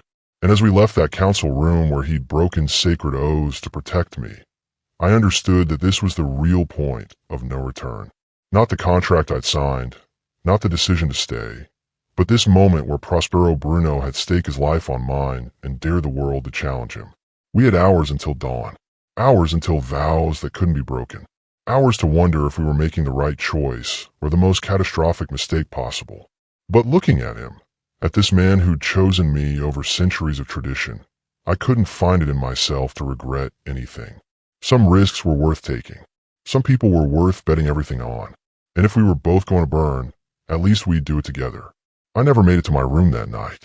Instead, I found myself in the estate's library, unable to sleep, unable to stop thinking about dawn and vows that would bind two lives into one. The room was quiet except for the old clock ticking on the mantel, counting down the hours until everything changed. The gunshot shattered the silence at 3:17 a.m. I was on my feet instantly, heart hammering, every instinct screaming danger. More shots followed, rapid fire, coming from somewhere near the main entrance. Then shouting in Italian, running footsteps, the organized chaos of violence erupting. The library door burst open. Prospero stood there, blood on his white shirt, a gun in his hand, his expression carved from fury and something darker. Behind him, I could hear more gunfire, closer now. "We have to go. Now." He grabbed my wrist, pulling me to a bookshelf on the far wall. "What's happening?" "Betrayal." He pressed something on the shelf, and it swung inward, revealing a narrow passage. His second in command, Carlo Ferretti. He staged a coup. Carlo, the man I'd seen at Prospero's side constantly, organizing security, coordinating the war preparations. But why? Because I broke tradition for you. Because half the family thinks I've gone soft, choosing a woman over centuries of law. Prospero pulled me into the passage, the bookshelf closing behind us with a solid thunk. Carlo saw an opportunity and took it. He's been planning this since the council meeting, maybe before. We moved through darkness, Prospero's hand firm on mine, guiding me downstairs that seemed to descend forever. Behind us, muffled by stone and distance, the sounds of fighting continued. How many are with him? Enough. Maybe 20 men, possibly more. He's promised them better leadership, traditional values, a return to the old ways. Everything I've been trying to move away from. We reached a landing and Prospero paused, listening. They've taken the main house. Dante is either captured or dead. The council members too. My chest tightened. We need to get help. Call the police, your other soldiers. The police are paid to look the other way, and anyone loyal to me is either fighting upstairs or doesn't know what's happening yet. He met my eyes in the dim emergency lighting. Right now, survival is the priority. We need to reach the underground network, contact allies, and regroup. The underground network. Chicago has tunnels, old smuggling routes from Prohibition, maintenance passages, forgotten infrastructure. The families have been using them for decades. If we can reach the right access point, we can move through the city without being seen. But Prospero hesitated. I've only used them a handful of times. You, on the other hand, grew up on the west side. You know Leclerc, the old speakeasies, the hidden places. You need me to guide us. I need to keep us both alive. Because right now, you're more familiar with Chicago's shadows than I am. The passage opened into a basement level I'd never seen, all concrete and exposed pipes. Prospero moved to a metal grate in the floor, prying it open to reveal a ladder descending into darkness. This connects to the old water tunnels. From there, we can reach the main network. But Beatrice, once we're down there, if we make one wrong turn, if we surface in the wrong territory, we're dead. Then we don't make wrong turns. I started down the ladder. Where do we need to go? South side. I have a safe house near Chinatown, one that Carlo doesn't know about. If we can make it there, I can contact my brother's people, assuming Dante's still alive. The tunnels were worse than I'd imagined. Dark, damp, smelling of mold and things I didn't want to identify. Water dripped constantly, echoing in the confined space. Prospero used his phone's flashlight sparingly, trying to preserve the battery. We moved in silence for what felt like hours, but was probably only 40 minutes. Every sound made my heart race. Every shadow could have been an enemy. But I forced myself to focus, to remember the map of Chicago I'd memorized during years of working its underground establishments. Left here, I pointed to a junction. This should connect to the old Market Street tunnel. From there, we can access the route that runs under Chinatown. You're sure? No, but I'm confident. There's a difference. Prospero's hand found mine in the darkness, squeezing once. Lead the way. We navigated through passages that grew progressively narrower, through spaces where we had to crouch or crawl, past rusted doors and collapsed sections. Once, we heard voices echoing from somewhere above and froze for 5 agonizing minutes until they faded. When we finally climbed up through a maintenance access near the safe house, dawn was breaking. We emerged in an alley behind a noodle shop, both filthy, exhausted but alive. The safe house was a nondescript apartment above a laundromat. Prospero had a key hidden in a loose brick. Inside, the space was sparse but functional. He immediately went to a concealed panel in the wall, pulling out weapons, cash, and a burner phone. His hand shook as he dialed. I noticed then how much blood was on his shirt, more than I'd initially seen in the chaos. "You're hurt. Graze. Nothing serious." He held up a hand when I moved closer. "After I make this call." The call connected. Someone answered, and Prospero spoke rapidly in Italian. His expression shifted from tense to relieved. "Dante's alive. He made it out with 6 men. They're holed up on the north side." He paused, listening. "Carlo's locked down the estate. He's already contacted other families, claiming I've been compromised, that my judgment is clouded. He's using you as evidence that I've lost control." "Of course he is. I found a first aid kit in the bathroom and came back. Shirt off. Let me see that graze." He stripped off the ruined shirt, and I saw the wound properly. A bullet had carved a furrow across his ribs, deep enough to bleed heavily, but not life-threatening if we cleaned it properly. As I worked, disinfecting and bandaging, he continued talking to Dante, coordinating a plan. "We're meeting them in 2 hours. Neutral territory, a warehouse that belongs to the Santini family. They're willing to mediate." Prospero winced as I tightened the bandage. "If we can convince enough families that Carlo's coup is illegitimate, we can isolate him, retake the estate. And if we can't, then I lose everything. The family, the estate, my position. Carlo becomes the new head of the Bruno family, and I become a cautionary tale about what happens when sentiment overrides tradition." I secured the bandage and sat back. "This is my fault. If I hadn't come, if you hadn't broken tradition, if you hadn't come, I'd still be the Iron King sitting alone in my fortress, surrounded by sycophants, and slowly becoming the thing I hate most." He caught my face in both hands. "Carlo's betrayal isn't about you. It's about power, about men who want the old ways preserved because change threatens their control. You're just the excuse. A pretty significant excuse. Maybe, but also the reason I'm still alive. If you hadn't known those tunnels, hadn't guided us through the city like you've lived in its shadows your whole life, I'd be dead in a basement right now." His thumbs brushed my cheekbones. "You saved me again, Beatrice. That's twice now in less than a week. Who's counting? I am. Because every time you do it, every time you choose to stand beside me when running would be safer, I understand a little more clearly that breaking tradition was the right choice." We had an hour before the meeting. I used the safe house's shower to wash off tunnel grime. Changed into clean clothes Prospero kept stored there for emergencies. When I emerged, I found him at the window, staring out at the city he might lose. "Tell me the plan." "Simple enough. We meet with the family heads. I prove I'm alive and in control. We present evidence that Carlo's coup was unauthorized, violent, and broke more traditions than I ever did. Then we see if enough families support me to make retaking the estate possible. And the oath, the one we were supposed to take at dawn, postponed, assuming I survive long enough to take it." He turned from the window. "The council will probably argue this entire situation proves they were right to oppose it. Or it proves that Carlo was threatened by change and acted out of fear." I moved to stand beside him. "Prospero, whatever happens at this meeting, I'm with you. We face it together. You could still walk away. Take the cash in that drawer, disappear. Carlo has no reason to hunt you if I'm gone. Except I promised you I wouldn't betray this family. That promise doesn't become void because one of your men decided to be a traitor." I met his gaze steadily. "Besides, I didn't guide you through miles of underground tunnels just to abandon you at the finish line." He pulled me close, his forehead resting against mine. "What did I do to deserve you? You saw me, really saw me, past the waitress uniform and the defensive walls. You offer me truth when everyone else offered lies. And you were willing to risk everything to protect me."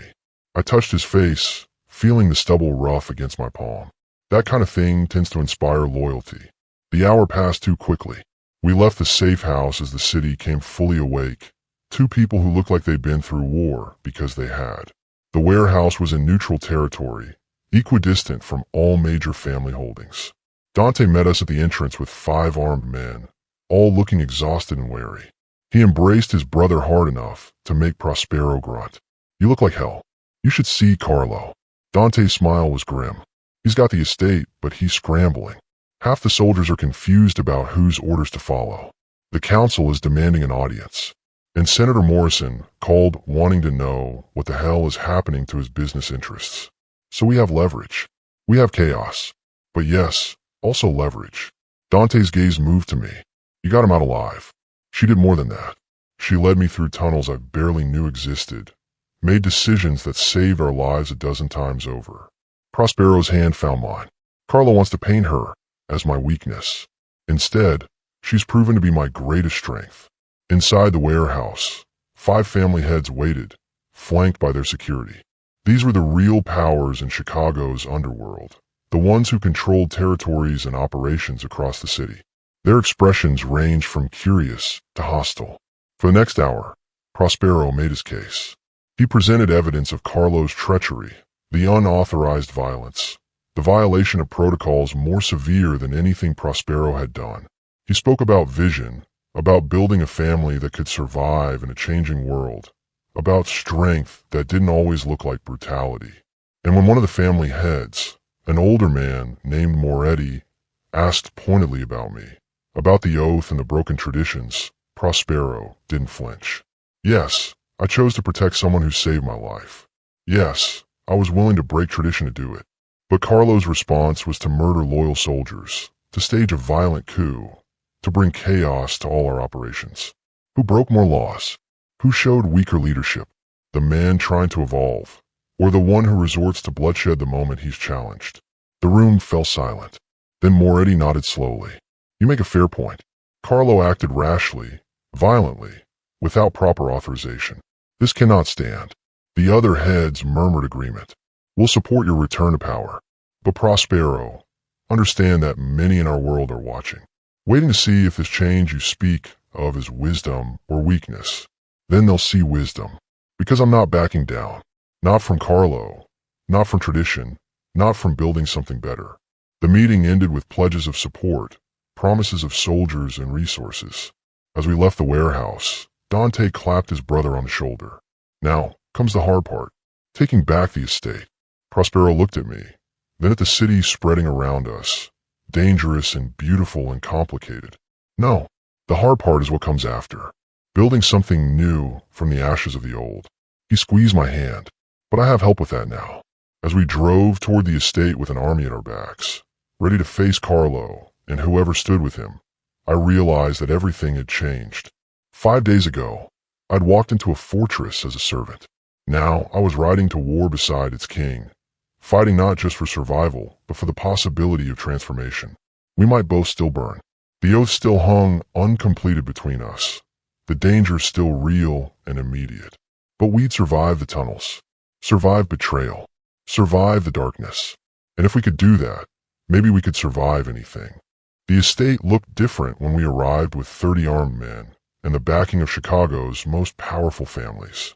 The gate stood open, almost welcoming, but I could see the tension in every guard's posture. Carlo had fortified the main house, but his position was already crumbling. Prospero stepped out of the lead vehicle, and the effect was immediate. Several of Carlo's men immediately lowered their weapons, confusion and relief warring on their faces. Their boss was alive. The coup was built on a lie. Carlo Ferretti appeared on the mansion's front steps, flanked by his remaining loyalists. He was a tall man with sharp features and cold eyes that had probably fooled everyone into thinking he was trustworthy. He looked at Prospero with something between hatred and grudging respect. "You should have stayed dead. I've never been good at doing what I should." Prospero's voice carried across the grounds. "Stand down, Carlo. You've lost. Half your men have already switched sides. The family heads have withdrawn support, and you're surrounded. I had legitimate grievances." Carlo's jaw clenched. "You broke sacred laws. Weakened this family for a woman you barely know. I acted to preserve tradition. You acted out of ambition and fear." Prospero moved forward, and I stayed close beside him, My presence a deliberate statement. And you murdered 6 loyal soldiers in the process. Men who served this family for decades. That's not preservation. That's cowardice. The standoff lasted another tense minute. Then one of Carlo's lieutenants, a younger man I'd seen at dinners, lowered his weapon and stepped away from the group. Then another. Within moments, Carlo stood alone on the steps. His support evaporated. It's over. Dante appeared from the side entrance with a dozen more men. Surrender, Carlo. Face judgment from the council like a man, or die here like a traitor. Carlo's hand moved toward his weapon, and for a heartbeat I thought he'd choose death. Then his shoulders sagged and he raised his hands. The arrest was swift, professional.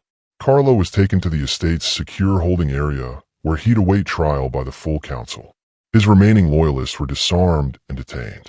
And just like that, the coup ended not with violence, but with the weight of legitimacy crushing rebellion. Inside the mansion, the damage was evident. Bullet holes in walls, overturned furniture, blood on marble floors. Signora Russo appeared from somewhere, looking exhausted but unharmed, immediately beginning to coordinate cleanup and restoration.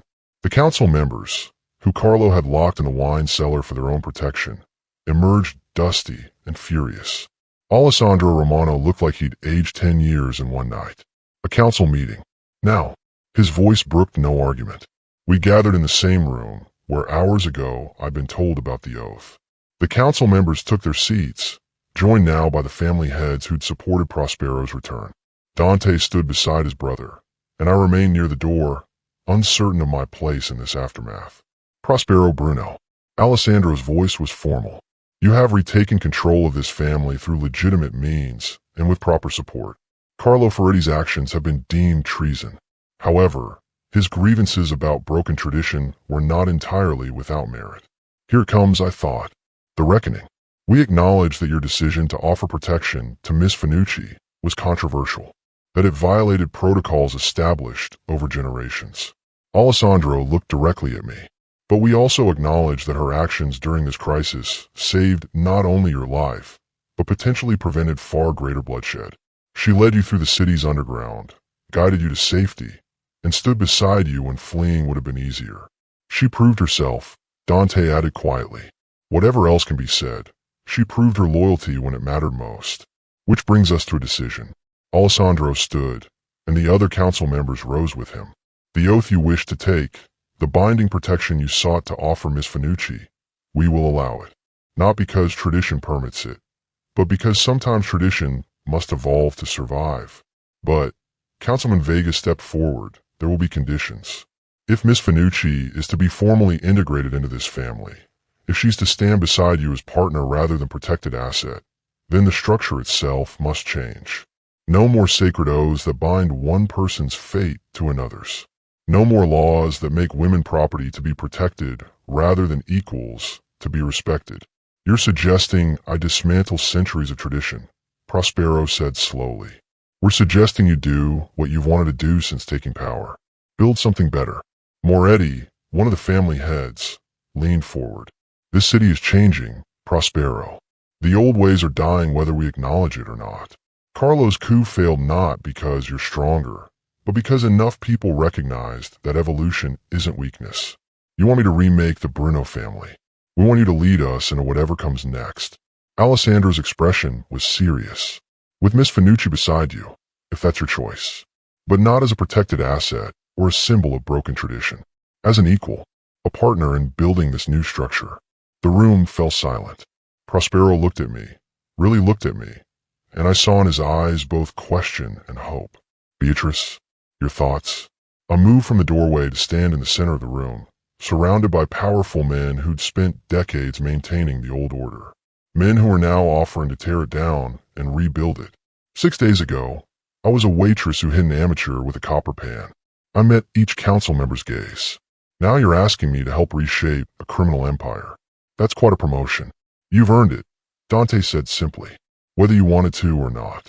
I looked at Prospero, at this man who'd shown me his scars and trusted me with his life, who'd been willing to break every rule to protect me, and now was being offered the chance to rewrite those rules entirely. I'm in, but with my own conditions. If we're building something new, It needs to be genuinely different, not just a prettier version of the same violence and fear.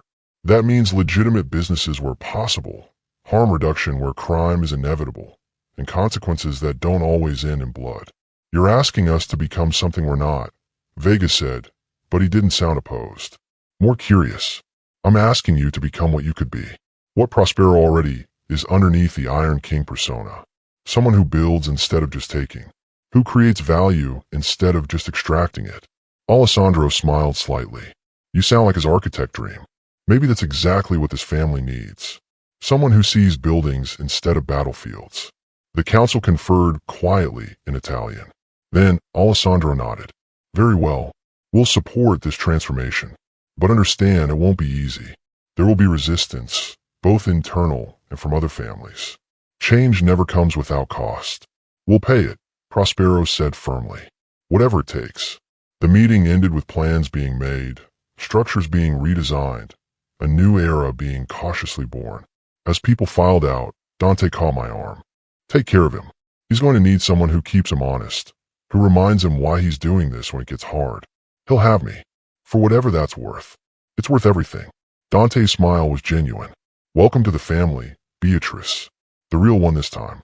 Hours later, after the estate had been secured and cleaned, after statements were taken and plans were set in motion, I found Prospero on the third-floor balcony overlooking the city. The sun was setting, painting Chicago in shades of gold and crimson. Quite a week, he said as I joined him at the railing. That's one way to describe it. I leaned against the stone, feeling the weight of everything finally settling. We survived assassination, started a war, discovered my debt was fiction, nearly died in tunnels, survived a coup, and just agreed to rebuild a criminal empire from the ground up. When you list it like that, it sounds exhausting. It was exhausting. He turned to face me, his back to the city, his full attention on my face. Beatrice Finucci, the fearless waitress who walked into my fortress and dismantled everything I thought I knew about power. I didn't dismantle anything. You were already questioning. I just gave you permission to act on those questions. Maybe. Or maybe you showed me what was possible when you stopped being afraid of change. He reached out, tucking a strand of hair behind my ear. 6 days ago, I was the Iron King. Untouchable. Unbreakable. Alone. And now I'm just a man trying to build something better with a woman who refuses to bow to anyone. His smile was soft. I think I prefer this version, even though it nearly got you killed. Especially because of that. Because it means I'm finally living instead of just surviving. Finally choosing what I want instead of what I'm supposed to want. I looked out at the city spreading below us. This vast, complicated place we just promised to reshape. Lights were beginning to flicker on as darkness fell. Each one a life, a story, a person navigating their own cages and freedoms. What do you want, Prospero? Really want? This. He gestured to the view, to the estate, to me. A family that builds instead of just takes. A legacy that isn't just blood and violence. And if you'll stay, not as an employee or a protected asset, but as my partner, my equal, the person who sees me when everyone else sees a title. I'm not easy to live with. I argue. I challenge. I refuse to accept things just because that's how they've always been done. I know. That's exactly why I need you. We stood in silence for a moment, watching the city transform from day to night. Then Prospero pulled out a small box from his pocket, the kind that makes hearts stop and decisions crystallize. I'm not proposing. Not yet, anyway. We've only known each other 6 days, which even by our accelerated timeline seems too fast. He opened the box to reveal a ring, simple and elegant, a black stone set in silver. But this is a promise, that we're in this together. Equals. Partners. Match and mate. Match and mate. I repeated, understanding the chess reference. The moment when two pieces work together to end the game, or start a new one. He slid the ring onto my right hand, not my left. A promise, not a proposal. When you're ready, if you're ready, we'll make it official. But for now, this is my oath.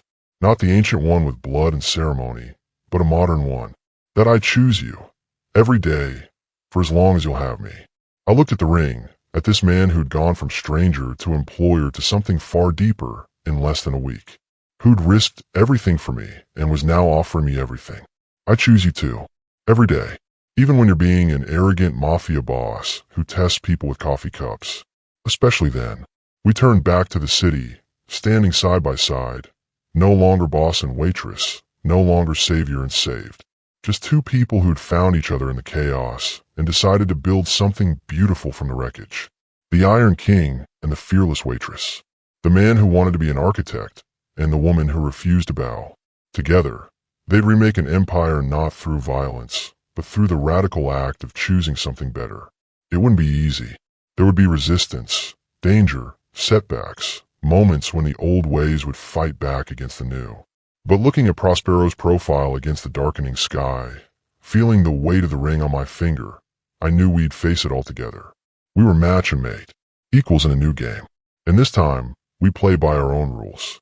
The arrogant Italian mafia boss had indeed met his match. But more than that, he'd found his equal.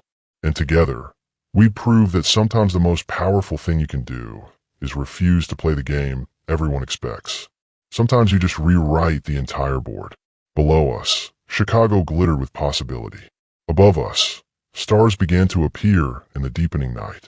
And between us, a promise rang clear and true. We'd survived 6 impossible days. We'd survive whatever came next. Together. Always together. Thank you for watching this story to the end. If you enjoyed this story, you will surely love the next one.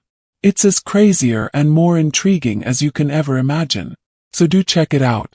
Click on the image showing on your screen right now to watch the next one.